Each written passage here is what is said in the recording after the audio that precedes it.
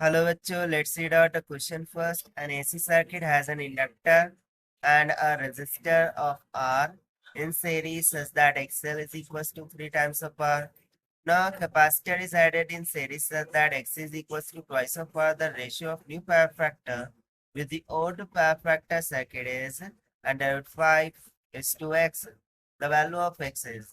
So, यहाँ पर simply हमें दे रखा है कि एक रेजिस्टेंस है, उसको सीरीज में कनेक्ट किया जाता है with inductor in such a way that यदि रेजिस्टेंस आर हो तो जो इंडक्टिव रिएक्टेंस होता है वो हो जाता है कुछ सब आर।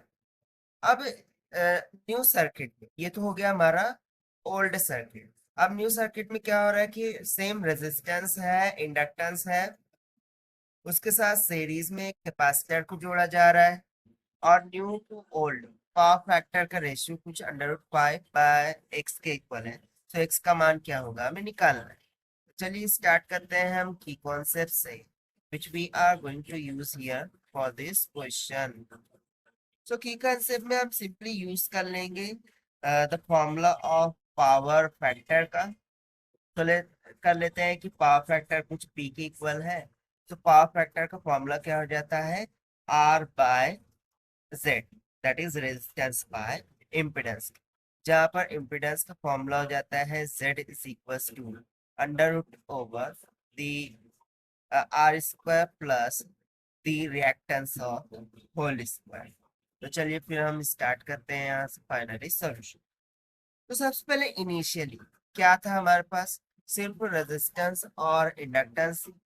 सो उस टाइम पर यदि मैं पावर फैक्टर कैलकुलेट करूं by using the conceptual formula for, so क्या हो जाएगा simply R divided by z1 and that will be equals to R divided by the under root over by using the formula of impedance ये हो जाएगा कुछ R square plus inductive reactance XL का whole square. यदि मैं values को substitute कर दूं तो रेजिस्टेंस तो सेम ही है, R divided by under root over R का स्क्वायर प्लस एक्सएल कितना था, सो थ्राइस ऑफ आर का whole square that means 9 R square. So यदि मैं इसको सिंपलीफाई करूं तो आर से आर कैंसिल हो जाएगा, so 1 divide by under root of 10 निकलता है। ये हो गया हमारे पास initial power plant. Now second case में यदि मैं देखूं, सो सेकंड केस में कैपेसिटेंस को सीरीज में ऐड किया गया है। सो उस टाइम पर पावर फैक्टर हम मान लेते हैं P2 के बराबर। ये इक्वल हो जाए डिवाइडेड बाय इम्पीडेंस Z2 क्या हो जाएगा R square plus XL minus of XE that whole square भी। So this should be equals to R divided by the under root over R का स्क्वायर प्लस एक्सएल कितना था thrice of R minus X कितना था twice of R that whole square. So 3r minus 2r R हो जाएगा, so R square हो जाएगा, R square plus R square 2r square, so R से are cancel हो जाएगा, ये सिंपली निकल के आ जाएगा 1 बाय अंडर रूट।